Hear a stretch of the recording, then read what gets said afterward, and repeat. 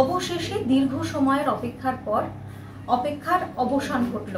দীর্ঘ 6 বছর পর ভাঙল অচলায়তন। বিশ্বভারতীর দরজা খুলে গেল সারা বিশ্বের জন্য।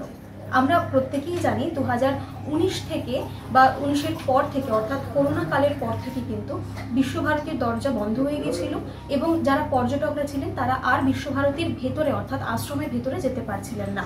কিন্তু তাদের সকলের জন্য, যারা বিশ্বভারতীতে যাওয়ার জন্য উন্মুখ হয়েছিলেন এবং যারা খুব এক্সাইটেড ছিলেন যে কবে আবার এই দরজা খুলবে, আবার কবে আমরা আশ্রমে প্রবেশ করতে পারবো, তাদের জন্য এখন সুখবর, প্রত্যেকের জন্য সুখবর।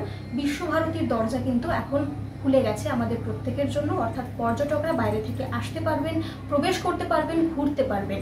তবে বেশ কিছু শৃঙ্খলা মাথায় রেখে, বেশ কিছু বিধি নিষেধ মাথায় রেখে, কিছু নিয়ম মাথায় রেখে কিন্তু আপনাদের সেখানে প্রবেশ করতে হবে এবং সেখানকার যে পরিবেশ, সেখানকার অর্থাৎ যে সৃষ্টি, অপূর্ব সৃষ্টি সেখানে করা হয়েছে, অম্লকানন থেকে শুরু করে কুঠির বাড়ি, সব কিছু কিন্তু আপনারা আনন্দের সঙ্গে উপভোগ করতে পারবেন। সেখানকার আবহাওয়া, সেখানকার পরিবেশ, অর্থাৎ বিশ্বভারতীর সেই মুক্ত পরিবেশ আবার আনন্দের সঙ্গে আপনারা উপভোগ করতে পারবেন। সম্প্রতি উপাচার্য হিসেবে এসেছেন শ্রী প্রবীর কুমার ঘোষ এবং তার উক্তি অনুযায়ী, তার বক্তব্য অনুযায়ী এই পুরো বিষয়টা যে সিদ্ধান্ত পরিবর্তন হয়েছে বা বদল হয়েছে, সেই বিষয়টাকে কিন্তু তিনি বলছেন যেটা একটা ইকো ট্যুরিজমের একটা বড় জায়গা খুলে দিচ্ছে। অবশ্যই বিশ্বভারতী আপনারা প্রত্যেকেই জানেন, ওয়ার্ল্ড রেকগনাইজ করেছে বিশ্বভারতীকে অ্যাজ আ ওয়ার্ল্ড হেরিটেজ।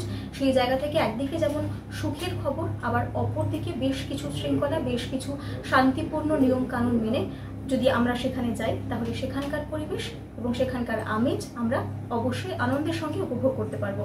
ক্যামেরায় গোবিন্দর সঙ্গে পায়েলের রিপোর্ট, আজ এখন নিউজ।